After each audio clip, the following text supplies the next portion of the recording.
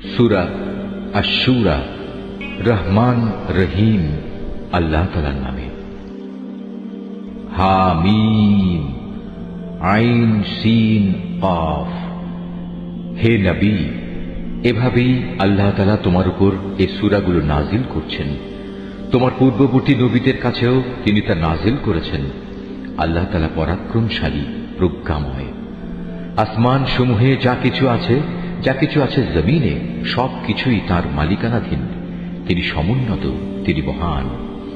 আল্লাহ তাআলার ভয়ে আসমান সমূহ তাদের উপরিভাগ থেকে ফেটে পড়ার উপক্রম হয়েছিল। এ সময় ফেরেশতারা তাদের মহান মালিকের পবিত্রতা ও মহিমা ঘোষণা করতে থাকে।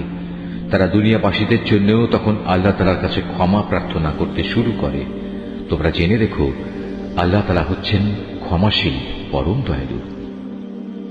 হে নবী, যারা আল্লাহ তাআলাকে বাদ দিয়ে অন্যদের অভিভাবক বানিয়ে নিয়েছে, আল্লাহ তাআলা তাদের উপর নজর রাখছেন।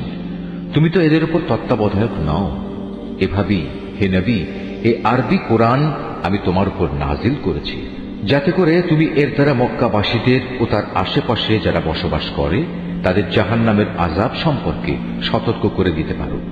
বিশেষ করে তাদের তুমি কিয়ামতের মহাসমাবেশের দিন সম্পর্কেও হুঁশিয়ার করতে পারো, যেদিনের ব্যাপারে কোন রকম সন্দেহ শোভা নেই।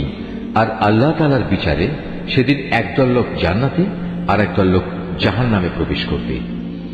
আল্লাহ তাআলা চাইলে সমগ্র মানব সন্তানকে একটি অখণ্ড জাতিতে পরিণত করতে পারতেন, কিন্তু তিনি যাকে ইচ্ছা করেন তাকে নিজ অনুগ্রহে প্রবেশ করান।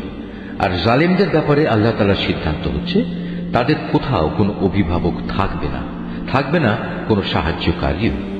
এরা কি আল্লাহ তাআলাকে বাদ দিয়ে অন্যদের অভিভাবক বানিয়ে নিয়েছে? অথচ অভিভাবক তো কেবল আল্লাহ তাআলাই। তিনি মৃতকে জীবিত করেন, তিনি সর্ববিষয়ের উপর প্রবল শক্তিমান। হে মানুষ, তোমরা যে বিষয়ে মতবিরোধ করো তার ফয়সালা তো আল্লাহ তাআলারই হাতে। বলো, হে নবী, এ হচ্ছেন আল্লাহ তাআলা, তিনি আমার মালিক, আমি তার উপরেই নির্ভর করি। যাবতীয় প্রয়োজনে আমি তার দিকেই রুজু করি। তিনি আসমান সমূহ ও জমিনের সৃষ্টিকর্তা। তিনি তোমাদের নিজেদের মধ্যে থেকে তোমাদের জন্য যুগল সৃষ্টি করেছেন। তিনি পশুদের মাঝেও তাদের জোড়া সৃষ্টি করেছেন। এভাবেই তিনি সেখানে তোমাদের বংশ বিস্তার করেন। সৃষ্টিলোকে কোনো কিছুই তার সদৃশ নয়। তিনি সর্বশ্রোতা, তিনি সর্বদ্রষ্টা।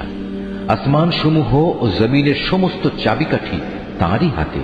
তিনি যার জন্য ইচ্ছা করেন রিজিক বাড়িয়ে দেন, আবার যার জন্য চান সংকুচিত করেন।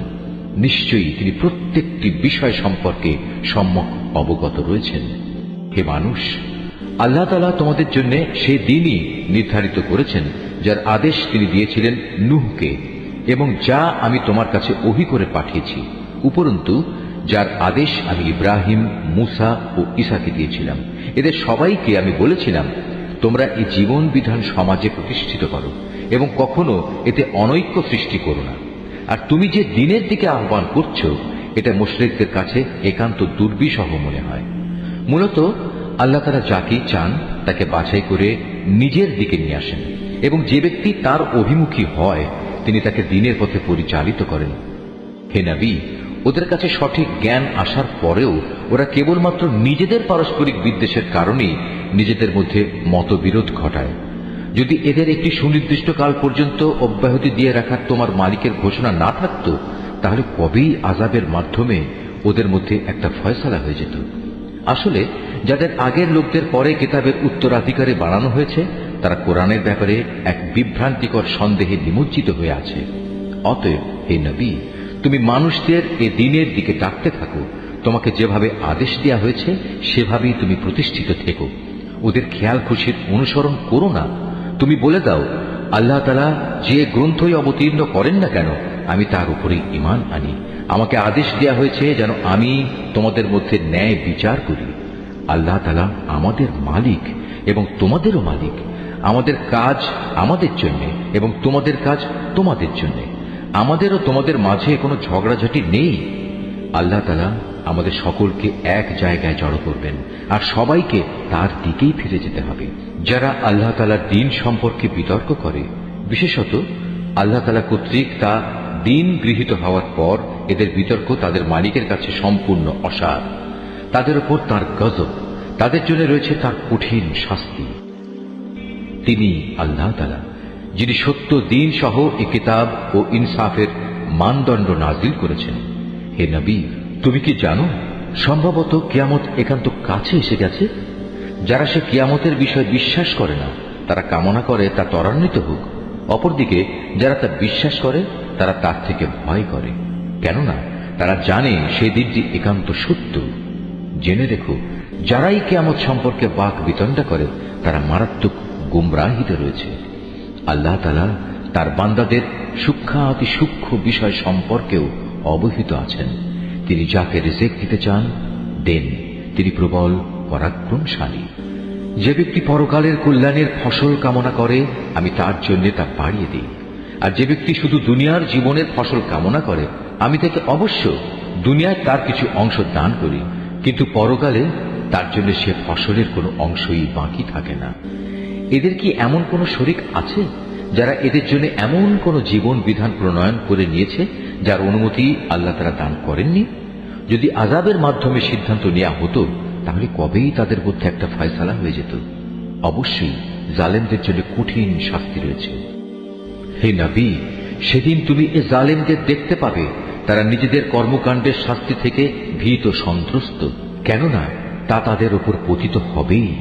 কিন্তু যারা আল্লাহ তাআলার উপর ঈমান এনেছে এবং নেক কাজ করেছে তারা জান্নাতের মনোরম উদ্যানে অবস্থান করবে। তারা সেদিন যা কিছু চাইবে তাদের মালিকের কাছ থেকে তাদের জন্য তাই সেখানে মজুদ থাকবে। এটা হচ্ছে আল্লাহ তাআলার মহা অনুগ্রহ, আর এ হচ্ছে তাই নিয়ামত। আল্লাহ তাআলা তার সেসব বান্দাদের যার সুসংবাদ দান করেন, যারা এর উপর ঈমান এনেছে এবং নেক কাজ করেছে। হে নবী, তুমি বলো, আমি তোমাদের কাছ থেকে এ দ্বীন প্রচারের উপর কোনো পারিশ্রমিক চাই না, তবে তোমাদের সাথে আমার আত্মীয়তা সূত্রে যে সৌহার্দ্য আমার পাওনা রয়েছে সেটা আলাদা। যে ব্যক্তি কোনো নেক কাজ করে তার জন্য আমি তার সেই নেক কাজে অতিরিক্ত কিছু সৌন্দর্য যোগ করে দিই। অবশ্যই আল্লাহ তাআলা ক্ষমাশীল ও গুণগ্রাহী। হে নবী, এরা কি বলে এ ব্যক্তি আল্লাহর উপর মিথ্যা আরোপ করছে? অথচ আল্লাহ তাআলা চাইলে তোমার দিলের উপর মোহর মেরে দিতে পারতেন। আল্লাহ তাআলা বাতিলকে এমনিই মিটিয়ে দেন এবং সত্যকে তার বাণী দ্বারা সত্য প্রমাণ করে দেখিয়ে দেন। অবশ্যই মানুষের অন্তরে যা কিছু আছে সে সম্পর্কে তিনি সবিশেষ অবহিত রয়েছেন। তিনিই হচ্ছেন আল্লাহ তাআলা, যিনি তার বান্দাদের তওবা কবুল করেন এবং তাদের গুনাহ খাতাও তিনি ক্ষমা করে দেন। তোমরা যা কিছু করো সে সম্পর্কেও তিনি জানেন। তিনি তাদের ডাকে সাড়া দেন যারা তাঁর উপর ঈমান আনে এবং নেক আমল করে। তিনি তাদের নিজ অনুগ্রহে তাদের